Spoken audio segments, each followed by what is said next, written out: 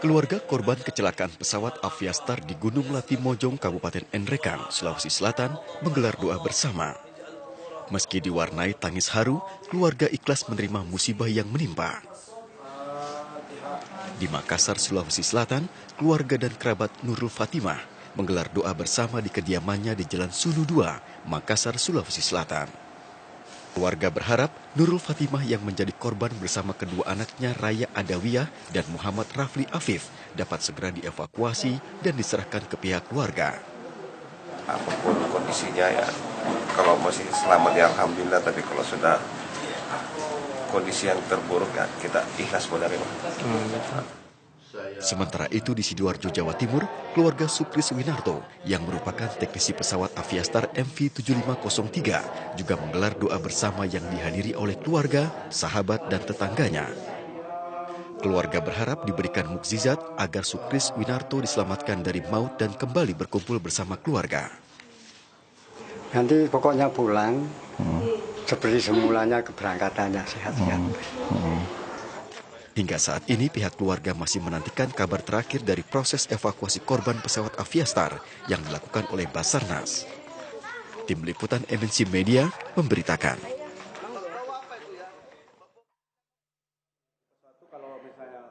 Kita lanjutkan diskusinya. Tadi kita bicara soal menerbangkan, melipir itu dikit. Kalau tadi sambil kita jeda, pemirsa, Mas Gary bilang gimana Mas? Kok kayak di jalan raya? Terus ada lubang besar. Ada lubang besar. Kita mau ada lubang minggir. Tapi dibilang nggak boleh, ya gimana nggak boleh, itu lubangnya seukuran mobil saya. Oke. Atau naik motor apalagi kan bahaya. Iya, jadi ada semacam quote unquote negotiation. Atau ada diskresi gitu ya kalau seberapa urgentnya gitu. dia. Jadi mungkin ATC di awal bilang oh nggak boleh, tapi dia minta lagi. ATC harus menganggap itu ini kayak penting. Jadi air traffic control tuh mesti ngasih karena yang paling tahu itu adalah sebenarnya pilotnya gitu ya. Nah, mari cerita lagi soal kondisi alam gitu ya.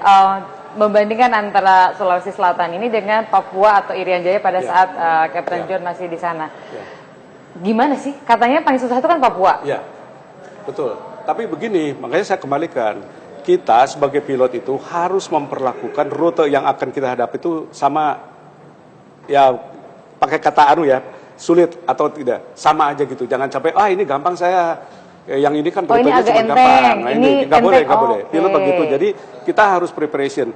Zaman sekarang itu kan harusnya bilang kan kita istilahnya proaktif Pak ya. Itu sebenarnya jangan. Harusnya safety culture prediction. Jadi memperprediksi budaya keselamatan gitu loh. Jadi kita not take it for granted, tapi harus memang benar-benar concern kalau di atas pegunungan akan terjadi gini-gini, akan ada building up awan, kita harus kemana, harus tahu tuh apa yang dikerjakan. Dan regulation kita mengatakan VFR. Dan captain pilot itu adalah pilot in command. Dia yang menerbangkan pesawat itu. Control itu hanya memberikan advokasi aja kasarannya, oh kamu gini-gini. Tapi yang decision adalah si captain ini sendiri sebagai pilot in command untuk melaksanakan safety itu. Jadi kalau misalnya you fly direct from here to here gitu kan gitu. Tapi kalau di situ memang ada gundukan itu negatif, kita minta ke kanan ke kiri.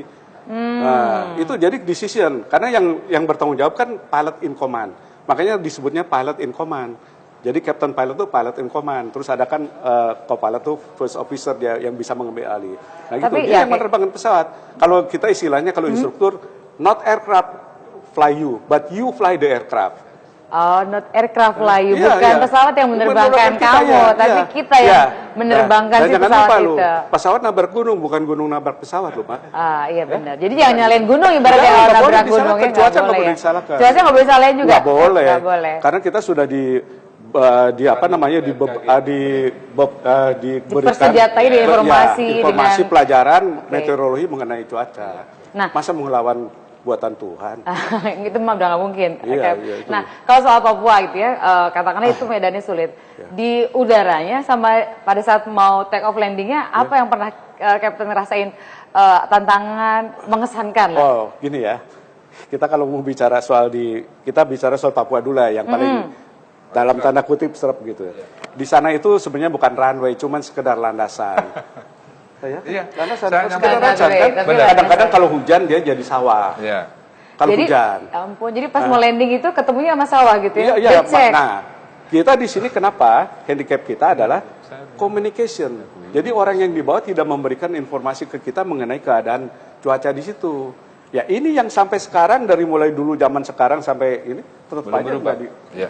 Belum berubah. Belum Jadi berubah. Captain terakhir di Papua tahun 75. Ya. Sekarang 2015. Ya Sama ampun, kemana aja. aja 40 tahun gitu. Ya, ya makanya itu tidak ditambah. Itu urusan KNKT apa Kementerian Perhubungan bukan, saya, Bang? itu Oh, bukan ya. urusan Urusan kita lah. kita Urusan yang kita anggarin lah kan, semuanya. dengan Kementerian. Nah kalau kondisi itu kan kita bisa, sekarang kondisi landasan di mana? Oh baru hujan nih, basah gini. Jadi kita ada preparation. Jangan begitu kita landing, waduh jadi sawah. Take off aja nggak bisa kita. Nah gitu. Oke. Nah cuman dikembalikan. Untung banget kita menggunakan Twin Otter. Ya, Pesawat yang perintis. perintis itu yang bisa Jadi memang cocok buat bisa perintis. Iya, bisa iya. take off dan landing di short. mana aja, Namanya ya. stall itu. Short take off and landing. Jadi gimana? Landasan itu mulus-mulus aja atau bentuknya ada yang macam-macam di Oh, Papua? Kayak di jumping Papua itu. ya, ada landasan yang namanya Ilaga itu 7.700 kaki.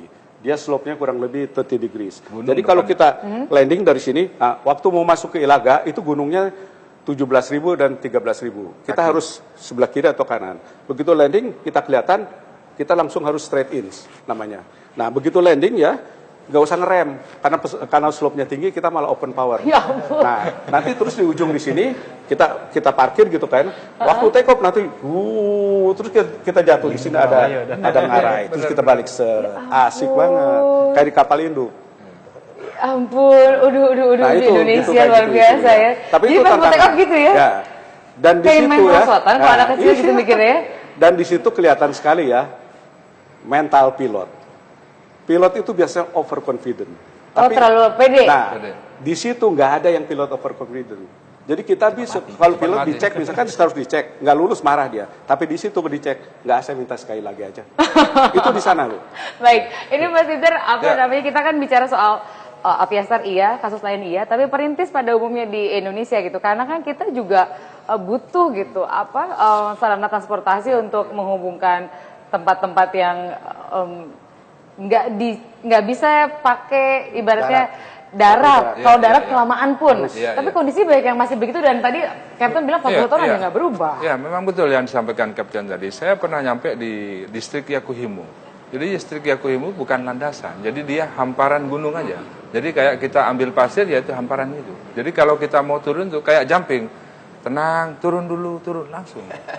Inilah makanya saya dalam setiap kali rapat-rapat dengan Kementerian Perhubungan, kita harus memang renstranya Kementerian Perhubungan 2015-2019 ini, rencana strategis dan RPJMN mereka, rencana panjang jangka menengah nasional, bangunlah infrastruktur yang baik, jangan setengah-setengah.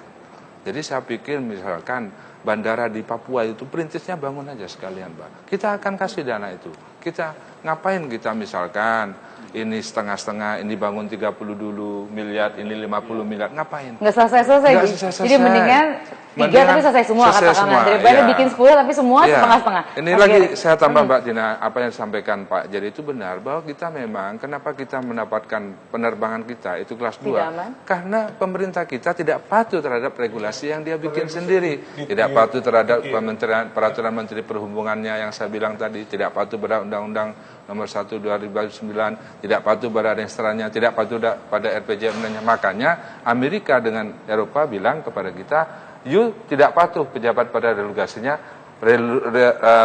yang kamu bikin, maka kamu penerbangan kelas 2. Kita nanti lanjutin lagi, dan ini menarik loh. Kita berarti sebetulnya kalau bikin regulasi mah jago gitu ya. Iya.